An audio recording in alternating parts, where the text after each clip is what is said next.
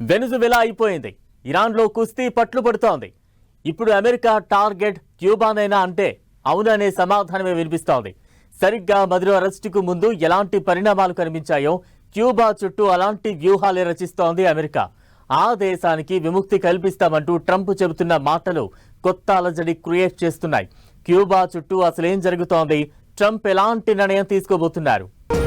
వెనుజువెలా ముగిసింది. ఇరాన్ యుద్ధం నడుస్తోంది. అమెరికా మూడో యుద్ధానికి సిద్ధమవుతోందా? క్యూబాను దక్కించుకునేందుకు పావులు కదుపుతోందా? క్యూబాకు విముక్తి కల్పిస్తామంటూ ట్రంప్ వ్యాఖ్యలు. క్యూబా చుట్టూ భారీగా మిలిటరీ మోహరింపులు. ఇప్పుడేం జరగబోతోంది? మరో యుద్ధం తప్పదా? ట్రంప్ వ్యాఖ్యలపై క్యూబా రియాక్షన్ ఏంటి? క్యూబాపై యుఎస్ దండెత్తితే జరగబోయేదేంటి? అసలు క్యూబా మీద ట్రంప్ ఎందుకు కన్నేశారు? ఓవైపు రష్యా యుక్రెయిన్ యుద్ధం, మరోవైపు పశ్చిమాసియా ఉద్రిక్తతలు, ఇంకోవైపు చైనా తైవాన్ మధ్య టెన్షన్స్. ఇలాంటి పరిణామాల మధ్య ఇప్పుడు మరో యుద్ధానికి రంగం సిద్ధమవుతోందా? ఇదే ప్రశ్న ప్రపంచాన్ని వెంటాడుతోంది. ఇరాన్ యుద్ధం తరువాత హర్మోజ్ క్లోజ్ కావడం, చమురు రవాణా నిలిచిపోవడం లాంటి పరిణామాలతో ప్రపంచం అల్లాడిపోతోంది. చాలా దేశాలు ఆర్థిక మాంద్యం అంచున నిల్చున్న పరిస్థితి. ఇలాంటి తరుణంలో టార్గెట్ క్యూబా అంటూ ట్రంప్ వేస్తున్న అడుగులు, చేస్తున్న వ్యాఖ్యలు కొత్త భయాలు క్రియేట్ చేస్తున్నాయి.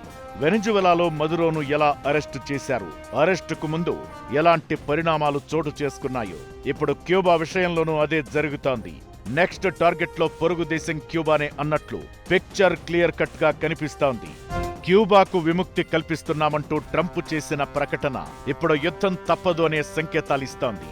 ఇక అమెరికా విమాన వాహక నౌక యుఎస్ఎస్ నిమిడ్జ్, దాని స్ట్రైక్ గ్రూప్ కరీబియన్ సముద్రంలోకి ఎంటర్ అయింది.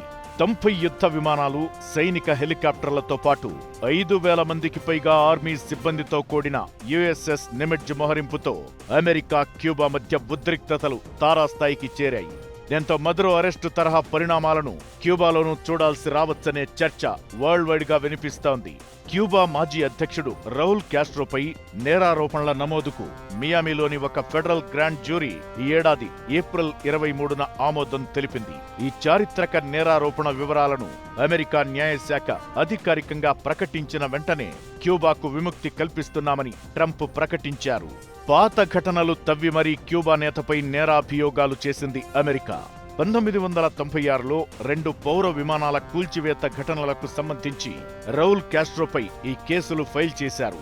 ఈ ఘటనల్లో 4 చనిపోగా వారిలో 3 అమెరికన్లు ఉన్నారు. ఇంటర్నేషనల్ ఎయిర్ స్పేస్ లో 2 క్యూబా మిగ్ ఫైటర్లు ఈ దాడులు చేసినట్లు ఆరోపణలు ఉన్నాయి. 1931లో తన సోదరుడు ఫిడెల్ క్యాస్ట్రోతో కలిసి రౌల్ క్యాస్ట్రో గెరిల్లా యుద్ధం చేసి అమెరికా కీలుబొమ్మగా ఉన్న నాటి క్యూబా నియంత బటిస్టా సామ్రాజ్యాన్ని కూల్చాడు.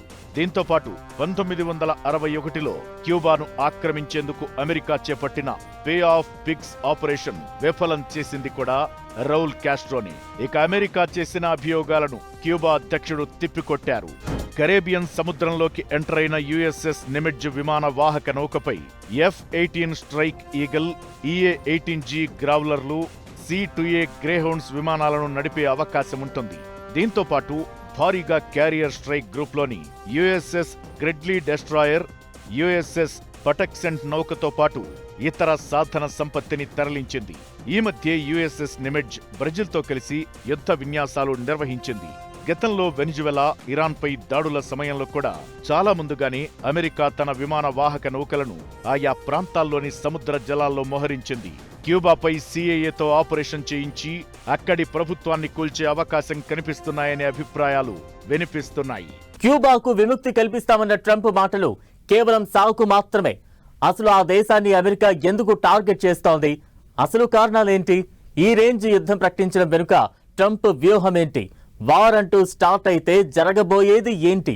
అది ప్రపంచం మీద ఎలాంటి ప్రభావం చూపించే అవకాశం ఉంది?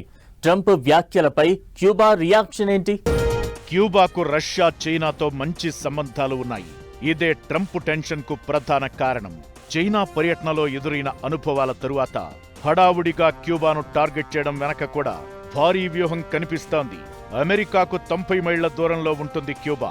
ఇక్కడ చైనా, రష్యా పరపతి పెరిగితే తమకు ప్రమాదమని భావిస్తున్న ట్రంప్ సాకులు చూపించి మరీ ఆ దేశాన్ని స్వాధీనం చేసుకునే ప్రయత్నం చేస్తున్నారు.